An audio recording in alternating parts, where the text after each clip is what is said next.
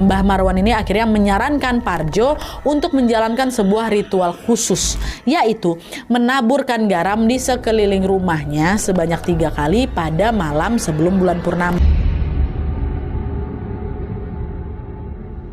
Oke Wak, jadi kisah yang akan aku ceritakan malam ini dikirim sama Wak kita yang bernama Caca dari Jawa Timur. Halo Caca. Nah jadi Wak, kisah horor ini menimpa keluarga besarnya Caca, dimulai dari kakeknya dan terus berlanjut hingga ke generasi berikutnya.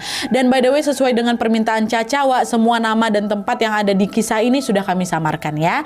Nah jadi Wak, Caca dan keluarganya ini tinggal di salah satu desa di kota J yang ada di Jawa Timur. Mereka menghuni sebuah rumah secara beramai-ramai bersama 3 generasi sekaligus. Jadi dalam satu rumah ini ada 3 generasi ya.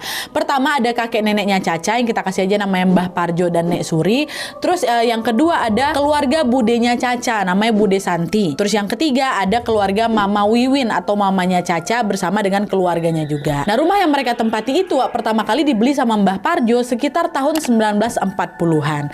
Jadi sekarang kita tarik mundur ke kisah di tahun 1940-an ini ya. Ini aku paling suka kali nih kalau dapat kisah dari kakek-kakek awaknya. Kisah zaman dulu tuh horornya lain Wak. Dan di sini juga untuk memudahkan ceritanya tanpa mengurangi rasa hormat, aku akan menyebut tokoh-tokohnya ini langsung dengan namanya Wak ya, biar gampang gitu.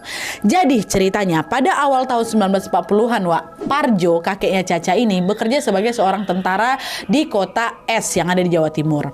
Sementara Suri neneknya Caca ini bekerja sebagai seorang bidan di kota yang sama dengan Parjo. Nah setelah resmi menikah Wak, Parjo ini tiba-tiba mendapatkan tugas mutasi yang mewajibkan dia pindah dari kota S ke kota J. Parjo pun segera langsung mengajak istrinya untuk pindah juga ke kota J ini.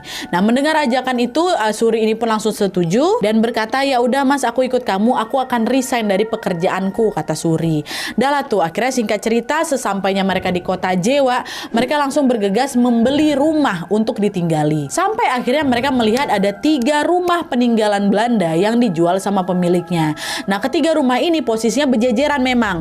Di ujung kanan adalah rumah 1 lah kita sebutkan, di tengah rumah 2, yang paling kiri rumah ketiga. Dan setelah menimbang-nimbang Wak, Parjo sama Suri ini memutuskan untuk membeli rumah nomor 1, rumah yang sebelah kanan ini. Kenapa?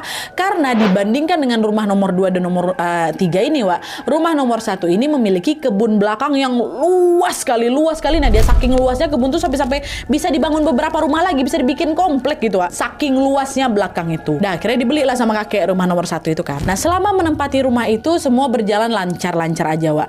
Meski memang tergolong rumah kuno, mereka tidak pernah mengalami gangguan mistis sama sekali. Mereka berdua nih, alih-alih teror mistis Wak, di rumah itu Suri justru mendapatkan sebuah kabar bahagia karena akhirnya dia hamil dan melahirkan seorang bayi